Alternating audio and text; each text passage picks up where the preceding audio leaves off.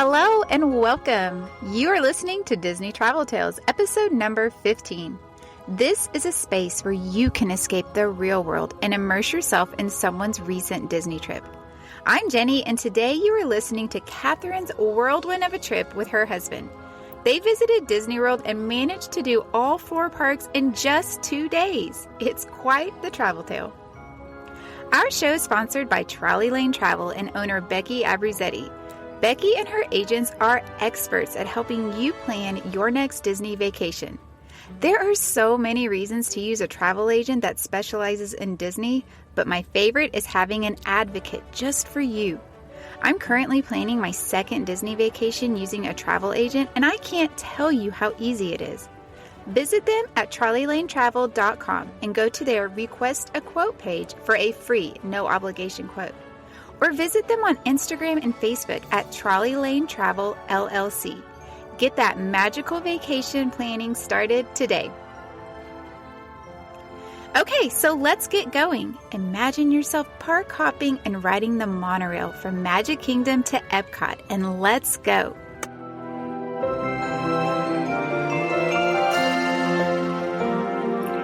Hi, Kathryn. I'm so excited to talk to you today about your whirlwind Disney World trip with your husband. I am excited to tell you about it. We had a blast. That's awesome. It's always so fun to talk Disney. It's the best. I agree. Okay, so why don't you tell us a little bit about yourself and your experience with Disney vacations?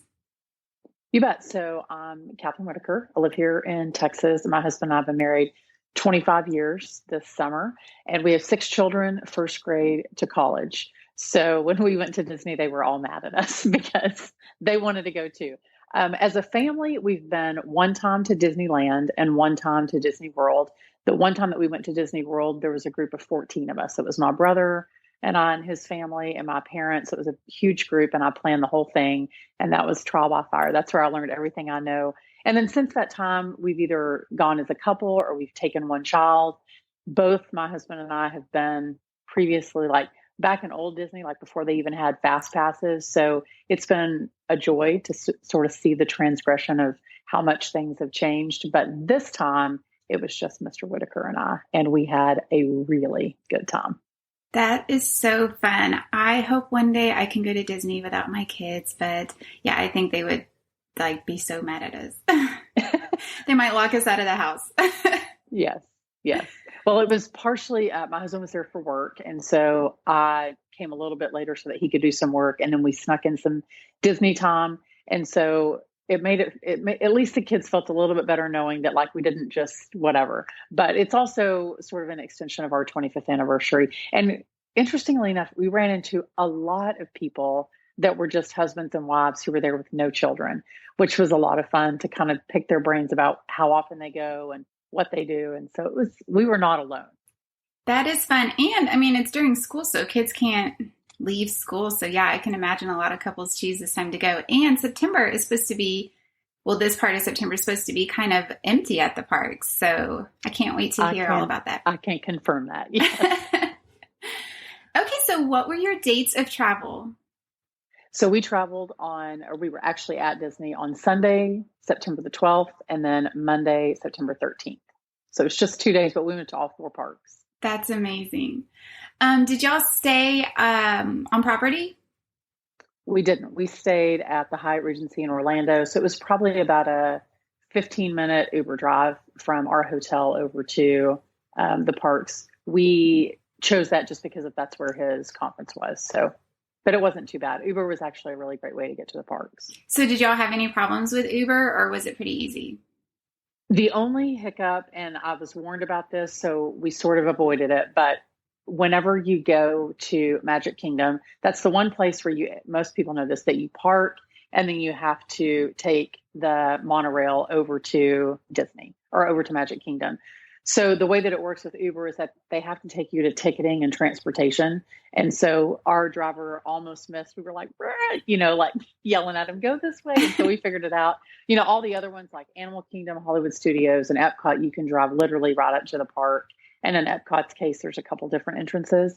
But for Magic Kingdom, just make sure you go to ticketing and transportation. But that was it. It was super easy. That's awesome. Okay, so let's just start off on your first day was a Sunday. What park did y'all visit? So the first park, so the way it works now with Disney is that you have to make park reservations in advance. So about 2 months before we went, I looked at the crowd calendars to see what was recommended to go. So we ended up going to Magic Kingdom for most of the day until about 2:00, which is about the time that Disney allows you to hop to another park. And then we hopped to Epcot. But I'm of the belief that you should get to Disney early. So park advertised time is 9 a.m. when they open, but I know better. And so we arrived at Disney about 8:20 at ticketing and transportation. And Magic Kingdom is notorious for doing this, is that they open the gates and they allow you to come to like the spokes.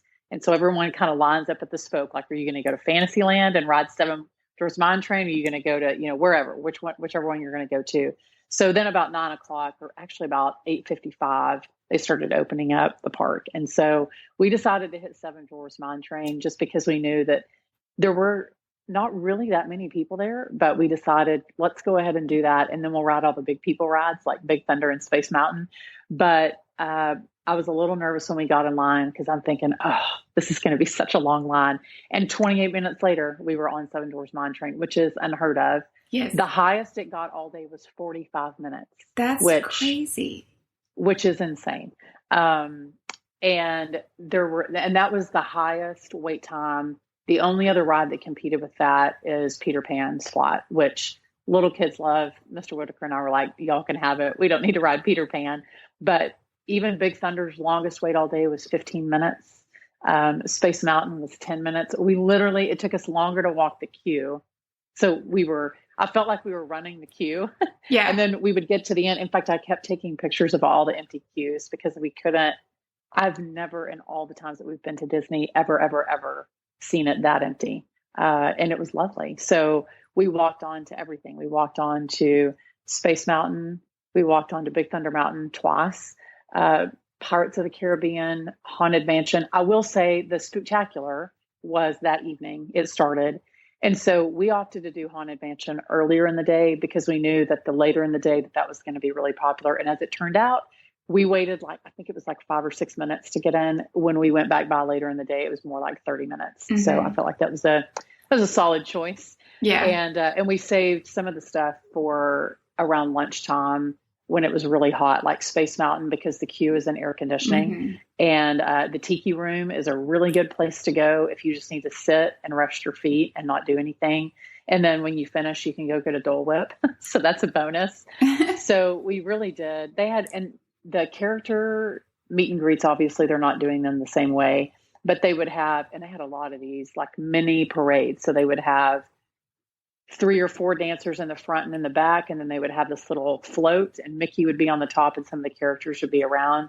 And so it would pass by and, 2 or 3 minutes later, it'd be gone and it would move somewhere else throughout the park. And that happened periodically throughout the day, which was kind of fun. There's always something going on at Disney that was fun. Oh, yeah. So it was a lot of fun to do that. And we opted to eat a late lunch because we knew that everybody was going to be eating at noon. And I didn't have whiny kids telling me that they were hungry. So we were able to push lunch until closer to about 1:00. And we did a mobile order. And this is when I kind of lost my mind, is because we walk up, we did the mobile order, which was ridiculously easy. We did it. They said, come, between whatever it was, 12:30 and 1 or whatever. So we show up and you check in when you get there so that they know to start making your food. And maybe 2 minutes later, they said, your food is ready. And we walked past a line of 50 people waiting in line. But the guy behind me says, Disney has an app. Oh my gosh. And I just wanted to sir, if you're going to come to Disney, do your homework. Yeah. So he had no clue that there was an app, but mobile ordering is a complete game changer. We've been to Disney so many times and that was never an option, and it made it so much easier. So the mobile ordering is incredibly easy. One thing I forgot to mention, they have so we had passes. A friend of ours gave us passes to the parks. And so I connected those on the Disney, I think it's called Magic Mobile on your phone. So we would normally take our Magic Bands, but we didn't have to have Magic Bands. We just used our phones and our Apple Watches. And so you just put your phone up to the little kiosk when you check in and do your fingerprint. And then anytime that they would scan it, even for photos. So I don't think we bought like I forget what it's called. What's the photo pass? The photo pass. Disney photo pass. Yeah, it's the photo pass. But they just scanned your phone. So not even the front of it, just the back of it. It automatically recognized that the app was on there. And so it loaded all of our photos on to the app. And so it was a piece of cake. I know, it's fascinating. That's crazy. So that made it so much easier because one, I didn't have to keep up with the Magic Band. And secondly, there wasn't a special thing that we had to have in order to take photos. I mean, obviously the photographers will take pictures with your phone if you hand it to them, and they still do that. But we also got photos from the actual photographers and they just scan the phone, which was pretty cool. I gotta admit. So nice. So did you have both yours and your husband's tickets on your phone, or did he have his tickets on his phone? So because I was the one that linked all of our tickets and everything to the app, I had them both on my phone, but he also had his tickets. So when we checked in, he had to use his phone. But if there were ever any problems, and like when we'll get to this on the next day when we entered the virtual queue for Rise of the Resistance over at Hollywood Studios, I did all that through my app and through my phone. And it was for both of us. Like you choose all the people in your party. So basically I was like the cruise director. Yeah. So, I kind of handled all of those reservations, but you can't do fast pass reservations. You can't do any of that. They're not doing that. But I did corner one of the employees while I was there. And I was like, okay, so tell me about this Lightning Pass, because in several places, like It's a Small World and Space Mountain and stuff, we kept seeing these lines where normally it would be Fast Pass and it said Lightning Pass. So I think that's something that they're going to debut in the spring that is going to be a paid option. But I don't know, I'll say actually not having to queue up regular guest goers, getting on the rides and then trying to work in the Fast Pass. I actually felt like the lines moved a lot faster. And when you would get inside is when you had to wear a mask, whether you were like waiting in a queue, either in air conditioning or actually on the ride, you have to wear your mask. But they had huge dividers once you got into those enclosed spaces. And I hope they keep those because I've always been a little like, I feel like I'm a little close to a lot of people. So I felt like that was a good change. And of course, they have hand sanitizing stations about every 10 feet. They're all over the park. So I thought they did a really nice job. I mean, it definitely helped that crowds were smaller and there weren't as many people, but they definitely, I felt like, did a really nice job of making you feel like they were doing a good job of keeping things safe. They had a lot of people around, don't forget to put on your mask because sometimes when you come out of rides, you'll be in open air and then you hit a gift shop and you always forget. And they would always remind you very nicely, of course. And I thought everybody really abided by that pretty well. So it was not a stressful, like, oh my gosh, I'm around a lot of people, but we really did have an amazing time. So yeah. So then after we ate lunch, I think we snuck in one more ride on Big Thunder. We did get little buttons. So you can go to you can either get them at guest services or any place that sells merchandise and get a button. And so we got the one that said happily ever after so that people knew that it was our anniversary. And we got a lot of congratulations, which was fun. And then around 2:00, we decided to hop over to EPCOT, primarily because we were looking at the wait times for Test Track and Soarin. And Soarin was 15 minutes, the wait time. And Test Track was 30 minutes. So we're like, well, I mean, that doesn't sound terrible. So we hopped over to EPCOT and that's where you take, so we just took the monorail. So you take the monorail back to ticketing and transportation, and then you take it over to EPCOT. And so that drops you off at the very front. EPCOT is a construction dumpster fire. There are barricades everywhere. So it was not the normal, like, I knew all the shortcuts, but because everything was under construction, all my shortcuts were gone. But we ended up going to Soarin first, and we waited 7 minutes. And that was really just the time that it took us to walk the ridiculously long queue all the way up. And then we landed the front row in Soarin, which is the best row to be in because nobody's feet are dangling in front of you. And it was exceptional, like it always is. And then we went over to Test Track. And like I said, the wait time was about half an hour. And we looked over in the single rider. So there's a few roller coasters like Expedition Everest and Soarin, I mean, not Soarin, Test Track, and a few other ones that have single rider. So my husband and I were both like, I mean, it's super fun to build your own car, but I didn't necessarily need to wait 30 minutes to do that. So we asked if the line was open and they said yes. So from the time that we started that line to the time that we were in the car riding was 3 minutes. I timed it. I just wanted to know. And I'm like, all you suckers sitting over there for half an hour. That's crazy. And we were even in the same car. He was just right behind me. So I was going to say, y'all probably were together anyways. Yeah, it was no big shake. So, and of course that one is just an absolute blast. So we got all the fun stuff, like the rides and stuff out of the way. And then we went over to the international part, and it was the Food and Wine Festival. So it starts in July and goes till the beginning of November. So we kind of hit it. I was a little nervous about how many people might be because I know how popular it is. We waited, the longest line that we waited in to get food or something to drink was 8 or 9 people. I mean, most of them, we just walked up and ordered. And then we walked over to the open air bar where they were serving everything and picked up our food or our drink. It was crazy. So we drank and ate our way through EPCOT from That's the best part. about 3 o'clock until 9:30 at night. So that, and they have some new countries that are opening up. They have Ireland, Australia. There's a few more. I should have written them all down, but so they had little huts kind of open, and that those are going to debut on October 1st, along with Ratatouille. We tried so hard to see if we could maybe hit, because it's open to annual pass holders and to cast members, but we could not. That was the one thing that we were unsuccessful in figuring out how to do. So it's there in France, and it's just trying to think, if you come in through the international entrance and as you come over that bridge, it is literally the Ratatouille entrance. It's just right there. So I was pretty bummed that we missed that by 2 weeks, but there you have to have a reason to go back. Yes, I was going to say, it gives you a reason to go back.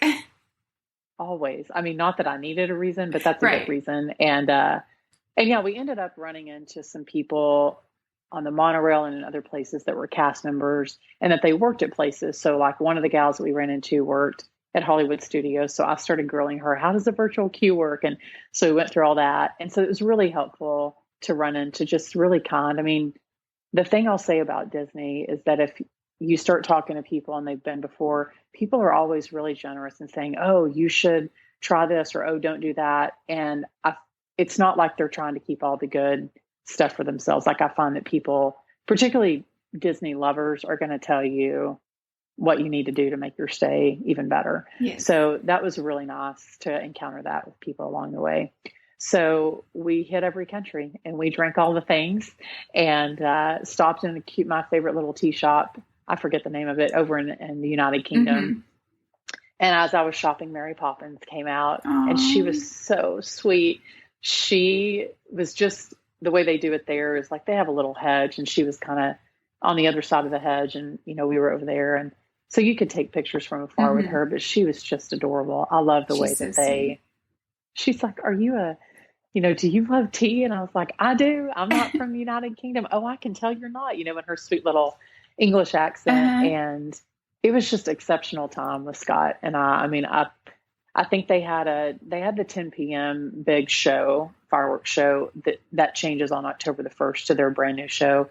But since we've been Disneying for about 13 and a half hours, my husband and I looked at each other, we're like, I feel like that's a good solid day at Disney. Yes. So we left about 9:30 and we just caught our Ubers, meet us at the Boardwalk Hotel, which was way easier and much less complicated and chaotic than going to the front entrance of EPCOT. So that's probably my best, hidden secret is not very many people know about that international entrance. And it is a gem of EPCOT. I hope it always stays there.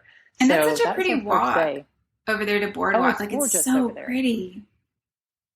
Well, and now that's also where the Sky Mover. So if you're coming from Hollywood Studios, you can take the Sky Mover over, and that's where it drops you off.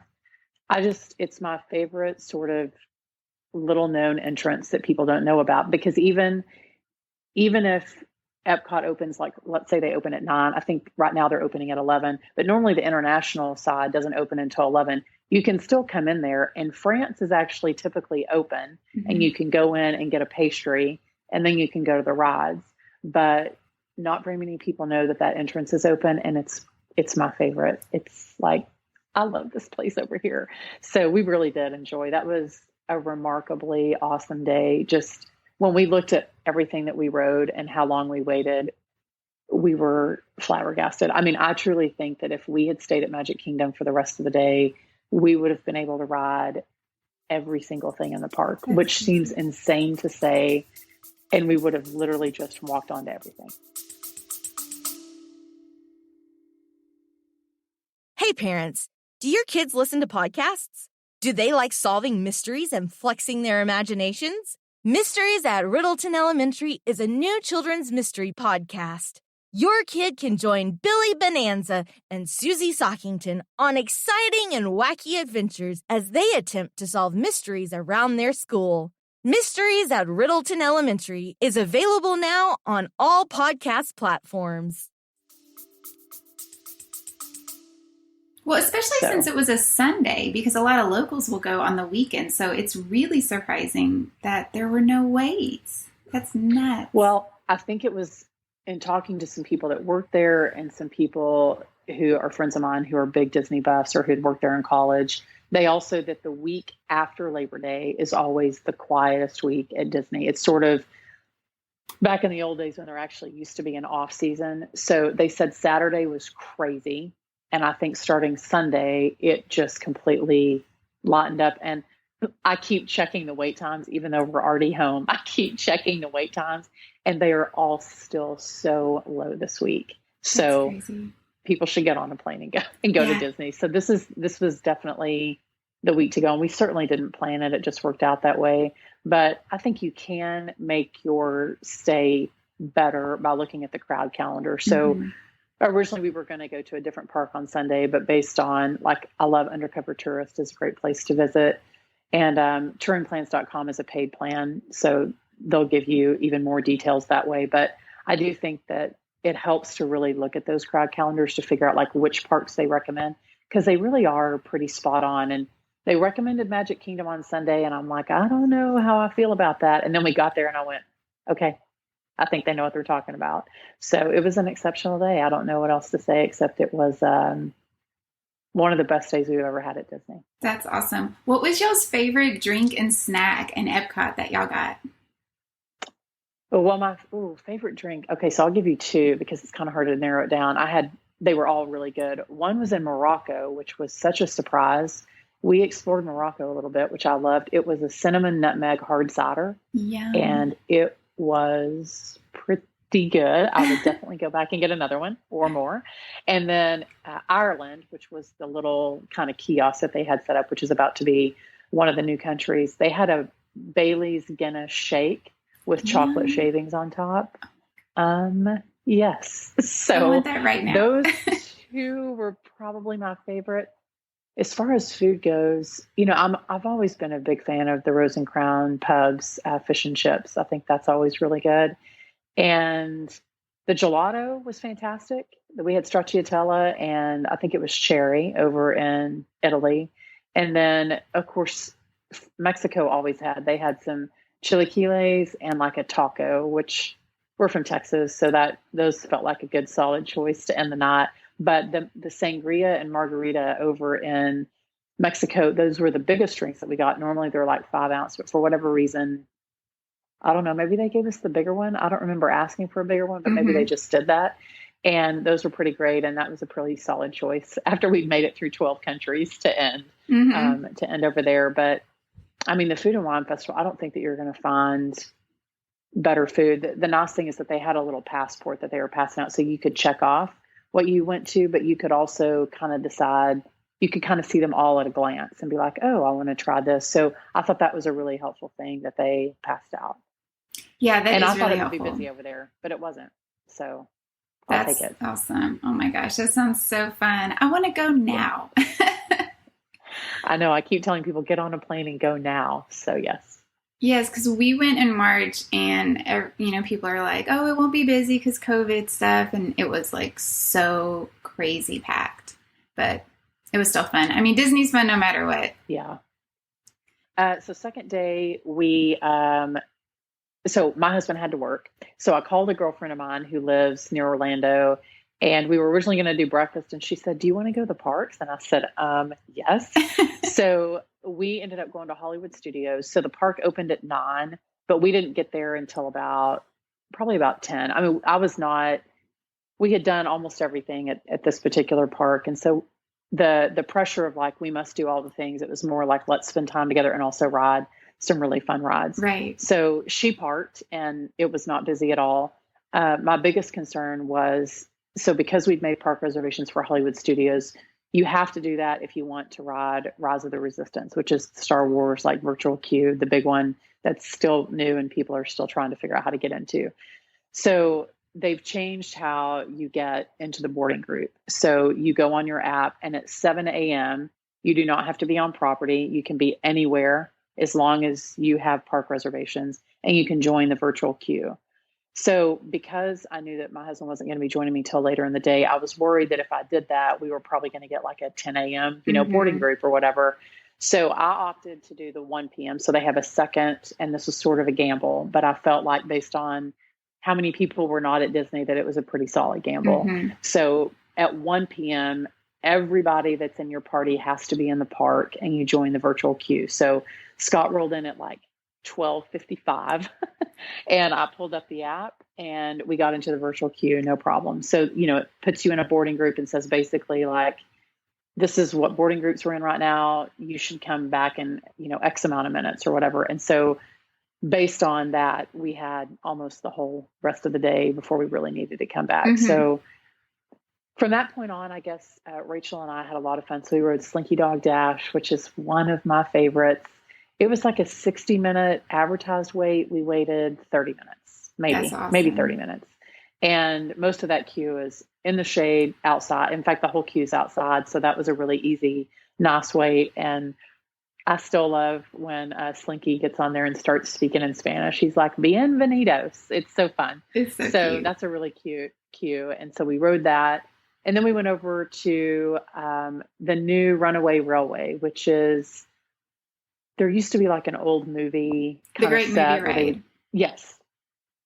So this one is just adorable. I can see why kids love it. I mean, but I thought as an adult, I thought it was cute. To me, it actually had a little bit of like the Rise of the Resistance. I don't want to give away too much about Rise of the Resistance, but more that like you're in a car and it moves you from room to room. And so the cars kind of split up, which I think is cool. I think it makes it more interactive. You never know, like, are you going to be at the front or the back? So you're not always at the front. You're not always at the back. They move you around. And the special effects were cute. It was a lot of fun. I really enjoyed that one. And we waited, I think the advertised time was 45 minutes. We waited 30 minutes. I mean, it was a wait, but it wasn't terrible. And again, most of that was outside, in the breeze and under the shade. So, and then we said, well, maybe let's go see if we can sneak in Toy Story Mania. And because the wait was 45 minutes. And at this point, my friend had to leave in like half an hour. So I walked up to the gal and I said, "Is the wait really 45 minutes? Or y'all just like saying that?" And she said, "No, it's really 45 minutes. And so I looked at Rachel and I said, do you want to wait? Do you need to go?" And she said, "No, that's fine. Let's go ahead and ride it." And the Disney cast member said, "Is it just the two of y'all?" And I said, "Yeah." She's like, "Come on over." And so they put us in the fast pass lane and 5 minutes later we were on the ride. So that was kind of a nice, unexpected little thing that Disney did. That's and so fun. Of course, I had on my Toy Story, like my Toy Story ears and my Toy Story shirt. So I don't know, maybe I look like a super fan. I don't know, but they were very kind. And it was such an adorable, I mean, that's one of my favorite rides at Hollywood Studios. And then Mr. Whitaker showed up, my friend left and went home. And then he and I just, what did we do that afternoon? Mostly we just we walked around, we ate a little snack, we kind of cooled off. It was really muggy and hot. That's the only downside to going these first couple of weeks in September is it's still really summer. It's definitely warm in Orlando. But I think we decided about that time, it was kind of getting close to hopping at 2:00. And we really, the one ride that we'd never ridden before, but we'd heard rave reviews about was Avatar, which was over at Rite of Passage over at Animal Kingdom. So we pulled up the wait times and the Animal Kingdom wait times were like in the single digits. And we're like, okay, let's, and it was still, I kind of felt like of all the parks that we went to, Hollywood Studios was the busiest of the four. I think it's because it's a little bit smaller than some of the rest, but so we're like, well, let's just head over to Animal Kingdom. So we grabbed the bus, went over to Animal Kingdom, got off, and said, well, why don't we just go do Avatar? Let's go big or go home. We walked up. It was a 15-minute wait. And like, I can't even believe that. When you sent me that, I was like, what? Yeah. And when I say that we waited 7 minutes, that was us walking the queue. Quite frankly, we probably could have light jogged the queue, and that's how fast it was moving. Oh my gosh. Because so the way that Rite of Passage works is, if you've ever ridden it, if you take just a second while you're riding it and look to the left and the right, there are literally like 100 people or more riding it at the same time. So they put a lot of people in, and, you know, they have the lead up to it. So that buys them enough time to kind of get people always, so that ride is always going. But we had heard about people waiting for 3 hours, and that it was, you know, lines were wrapped around Asia. And so we thought, well, we better hurry and ride it before like everybody shows up and rides it. And then we got off, and a couple hours later we said, let's do it again. And the wait was 5 minutes, which means in Disney speak, that means there's no wait. There's no wait. Yeah. And we walked right back on it again. Oh my gosh. That's insane. So it was insane. And then, so I should have mentioned, both days we got a little bit of rain, which I'm always a big fan of at Disney, because it clears out the people that are not serious about Disney. Yes. And so if you can stick out the rain, the wait times they were already low, but they drastically dropped when the rain came. So when the rain started coming, I looked at my husband. I was like, let's go do the safari, because I bet the animals are out. It was about 4 o'clock, 5 o'clock in the afternoon, a really good time to ride safaris, either in the morning when the animals are up and eating, or in the evening when they start feeding them again. So we hopped on the ride, and again, walked straight to the car. And then the car in front of us, it just stopped running. So they had to bring out the truck and tow it, which was hilarious. So they towed one of the big trucks out. And I think there were some rhinos or something on the road. So they pulled up the next car, and there were maybe 8 of us on the car. So we get on, nice. And as we're rolling through, I have never, ever seen that many animals. I don't think there was a single place that we drove by that like the animal that's supposed to be out was out. They were all out. And then we had 3 white rhinos come out, and they stood in the road, and they like charged the truck. And so they come out with the hay truck, you know, to kind of get them off the path. But they were right there, right by us. Every single one of those animals was out. Giraffes, elephants, the lion and the lioness, wildebeest. I mean, everything. That's awesome. I was in awe. I'm like, I can't even. It's taken so many pictures, because I was like, no one's going to believe me that we saw this. But it was the rain. It was the rain, and it was the fact that the time of day. So they were all, and about halfway through, the sun came out. And so they were all happy, and we got to see it all, which was lovely. And then we went over and did the Navi River Cruise. Mm-hmm. I think that's what it's called. And we broke that just as it like came around the bend for the very last thing. It, stopped, which was fine, because there's worse places to be stuck. When it's hot outside, we were stuck in air conditioning. So yeah. I actually kind of loved that. So we sat there for probably about maybe 10 minutes. It wasn't terrible. Mm-hmm. It happens when you're running rides like that all the time. There's always a little glitch. Yeah. And so you just have to go with the flow. So that was a lot of fun. And then we rode Avatar again. And then Expedition Everest had a 5-minute wait. So we walked over there. My husband rode that. I'll do any roller coaster, but I won't do backwards roller coaster. Yeah. So I said, you knock yourself out. So I talked to some people from Boston while he rode it. And literally I had maybe talked to them 7 minutes, and he was back. He was done. That's crazy. So, truly, of all the parks that we went to, Animal Kingdom was a ghost town. There was nobody there. So the only bummer was that they didn't have their fireworks kind of light show that they do at the end. Mm-hmm. Normally they would do that about closing time, but mm-hmm. they don't start that back up until October. And I think that was probably why things were a little slower too, is everybody's waiting for the 50th starting in October. Mm-hmm. But it was fantastic. So we pretty much rode everything at Animal Kingdom, and then we decided to hop back over to Hollywood Studios. And when we hopped over there, we said, well, let's see if we can sneak in Slinky Dog Dash. Scott hadn't ridden it yet.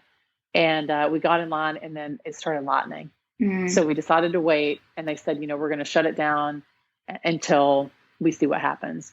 And so we waited for probably, and truly, I think that we would have only waited. It was advertised maybe a half an hour wait. We were on track for about 12 minutes because I'd already done the queue. So I knew about where we were going to be. But then when the lightning came, we decided to call it. And so we went over and hung out in Star Wars and, drank like the blue milk and all that kind of stuff. And so our boarding group, so the park closed at 9. They wanted us back no later than 8:55. So at 8:50, we rolled over, and you will not believe me when I tell you this. So we walk up to the queue, and we walked the whole queue, like so fast that I didn't even see. Fortunately, we've ridden it before, and we had time to like enjoy the queue because it's a really fun one. Yeah. But we walked straight to the room where they get ready to do the ride, and we looked around. And the 3 other people that were in the room left. He was like in a scooter. And so they just left. So then it was the 2 of us and this family, and the little girl started crying and freaking out. So it was just my husband and I on the whole thing by ourselves. That's insane. We kept saying, is the rapture happening? Is Jesus out front? And we're all like, we're riding Star Wars. But it was the most incredible, and that's how we ended our Disney experience, was Rise of the Resistance by ourselves on our 25th anniversary with no one around. That's amazing. It was amazing. And so when we left, they were doing the big, show or whatever, which we were like, that's cute, but we don't have kids, so we don't need to see that. Yeah. So we walked straight out to the park and ride, and our Uber driver was waiting for us. And about that time, it started raining. And while everyone else was waiting for the buses, we got in our Uber and came home. That's amazing. So I feel like it was a whole hard flex 2 days, because I've never, ever seen it that easy to get into, people as kind as they were, and just, it was so good for our marriage, and it was so good for us to just be kids for a little bit. And it was a great 2 days. I mean, I have no complaints. Disney always knows how to make it. And truly, even if we had to wait in lines, or even if, there had been more people, I still think that it would have been a great trip, because when you go in, I think we really only wanted to ride like 4 things. And we're like, if we get to ride those 4 things, we're happy, because we knew that the Dole Whips were going to be great. Like, we knew all those things were going to be good, but it was made even better just because all the extra things that happened. And I think the rain, the timing of it all, I mean, I think it just kind of made everything, like, it was the perfect trifecta for a couple of days. But I still can't even believe, like, when I was riding down to give you like all the wait times for everything, I thought, I can't believe we did that in really not even 2 full days, like a day and 3/4 or a day and a half. And we just that's what most people do in a week at Disney. And we did it. Yeah. I mean, y'all did so much in 2 days. Usually a 2-day trip, you wouldn't, on like a normal time, if it was busy, you wouldn't get to ride all those rides. Like, I was shocked. When I saw it, I was like, oh my gosh. Yeah. So it made for obviously a really awesome trip, but there's something about, like, I don't know, it's like something in the air at Disney, like people are happy to be there. And, we saw the usual, like, kids breaking down, somebody crying, all the usual things that you see, but still Disney has a really great way of trying to make your stay, yours specifically, a really good one. I don't think that they overlook the fact that people make a big investment to come to Disney and to be there and to have a good time. And they really do try. There was only one cast member that we had an interaction with that I would say, I don't want to say it was negative, but we were both like, she probably could have been a little nicer. Yeah. But I mean, for the most part, everybody was just delightful, and it made for a really great couple of days. That's awesome. Okay. So I have a couple of questions. What did y'all think about Flight of Passage? It was outstanding. It's, and so riding it twice helped. The second time it helped because I sort of knew what was coming. What I loved about it, so when you sit, for those that aren't familiar with rite of passage, so it's like you're hooking up to your avatar. So when they fly the Banshee, you're flying the Banshee. So everybody has a seat that they sit in, and you lean into it like you'd be riding a motorcycle. But what I found fascinating is when you lean into it, what your legs are next to, which would be like basically like the inside of the bike or whatever, they actually have something in there that when the Banshee breathes, like when it's really like trying to catch its breath, you can feel the Banshee breathing on your legs, and it made it feel so real. That was an amazing ride. Even if we had to wait, I would have waited, knowing what I know now about that ride. It was exceptional. And the good thing too, if like you're not sure if like, can I do this? Like, am I going to get, just close your eyes. So that's one of those kind of virtual rides that you're not on a roller coaster that you can't stop. And this one, if you just close your eyes, you'll get your equilibrium back. So the first time I rode it, there's a big dive that they do. And I was like, okay. And I closed my eyes for about 2 seconds, and then I opened it back up. And so then the next time that I rode it, I knew that it was coming and I was fine. But the hype was real. That one's worth it for sure. Yes, that's my favorite ride. I love that ride. And we rode it twice too. And I think it's so good to ride it multiple times because the first time I was like, what is this? But then the second time you can just enjoy it because it's amazing. Yeah, I'd say doing Rise of the Resistance the second time, because the last time you can only do that ride one time because of the way they do the boarding groups. So this time, and because there was literally no one around us, I actually saw things that I don't remember seeing the first time. And we were saying Space Mountain felt a little scarier this time, which I don't know if that's my age showing.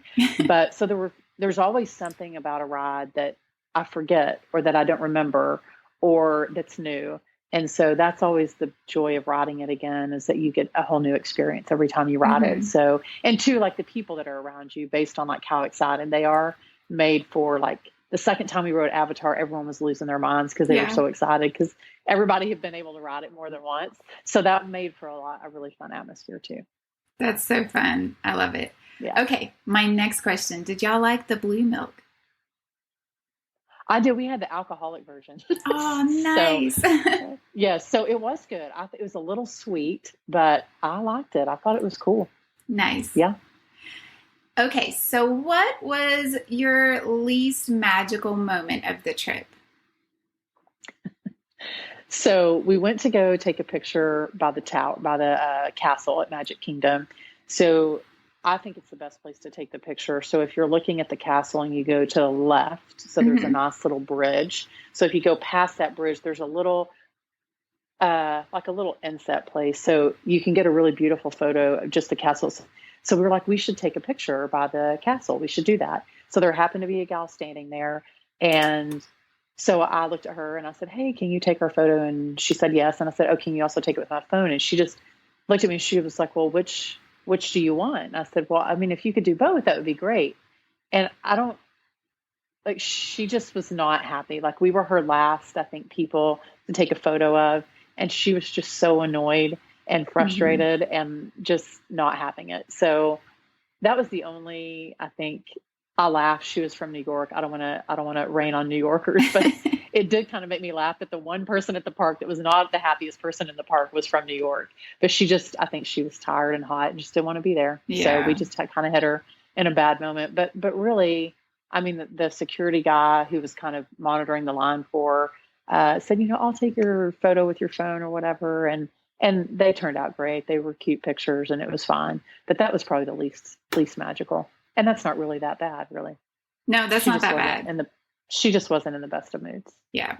Because, I mean, every Disney vacation has moments that aren't great. Of course they do. And people are people. And sometimes you just, like, I don't know how long she'd been taking pictures or what the people were like before us. So I gave her a pass. It's all good. Yeah. We'll still go back. What was the most magical moment of your vacation? Scott and I are huge. Well, I'll give you two. So Scott and I are huge Big Thunder Mountain Railroad fans, and we got the front car, which was really fun. And I don't know, there's just something magical about being in a really happy place and being there with the person that you love. And we just had the best day ever. Like that was my shirt. It said best day ever, and it really did feel like that. There's a ride that I think most older people really love at Disney. It's called the Peoplmover. It's over in the area like we're near Buzz Lightyear and all those other rides are. And it's just nice because it's a nice, quiet ride. And it was my dad's favorite ride at Disney. And in January, he passed away. And so before we left, Scott was like, we have to ride, like the Peoplmover has to be like our last ride out of the park. And there's a part in there that like, it's really dark. Like you can put your hand in front of your face and you can't see it. And just for a tiny second, kind of felt like Dad was there. So it was really nice to, have a fun way to kind of end the park, but also to remember my dad. They had taken our family there 6 years ago, and it was an exceptional trip. And again, one of those truly magical vacations. We spent a week at Disney. And so it was nice to kind of have that be the last ride that we did out of the park. And it was kind of raining. And so it was kind of quiet and there weren't that many people. And it was exceptional. Scott just like looked at me and gave me a hug and he was like, what a good day. I was like, I know, it was so good. So those are probably the two best moments. I love that. That's that's a great, very special moment. I love that. Thanks for sharing that. Of course. Okay, so do you have another Disney trip planned, or do you know when you might be going back? Well, I'll tell you, if I have to ever plan another one again, it'll be this week will be the week that we go. So we have a tradition in our house called the 10-year-old trip. So when our kids turn 10, they get to choose a parent and a location to go to, and it's just time with that parent. And so my fourth daughter, who's now 14, chose Disney for her 10-year-old trip. And everyone else was annoyed. They were like, we didn't even know that was a choice. They'd been to DC, New York City, and Chicago. And so she chose Disney. Our fifth kiddo just chose to go to a Cowboys Chiefs football game. Nice. But we have one more, and Gianna is 7. And she keeps saying, I want to go to Disney. And I was like, choose me. But then we laughed because my husband said, I don't know, maybe since she's the last one, maybe both of us should take her. So there's nothing on the books right now, but we always keep our options open as to could we take another trip or could we go there? So I'm always happy to help people plan trips because then I like to live vicariously through them. But nothing yet. But I say that knowing that God will provide some other opportunity for us to go and we'll jump on it. And hopefully it'll be the week after Labor Day. Right. Hopefully that's the week that he has. Yeah. So, that's the plan right now. That's awesome. Well, thank you for coming on the show. Thank you for sharing your story. I, as well, love to live vicariously through others. That's why I started the podcast. I love it. I think it's great. It's fun to hear how people experience Disney and how it's magical in a lot of different ways.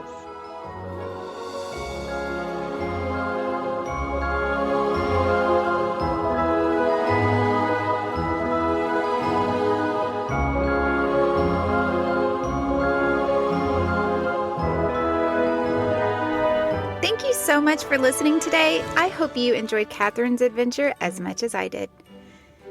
If you're enjoying the show, please consider leaving a positive review on Apple Podcasts. This really is the best way to help this show grow. Also, sharing it with a friend. If you know anyone traveling to Disney or even thinking about it, hearing from other people about their vacations really can be the best way to prepare. We will be back next week with a brand new travel tale. And guess what? It's our first Disneyland one. I am so excited to share it with you. As always, this is Jenny, and may all your Disney travel dreams become a reality.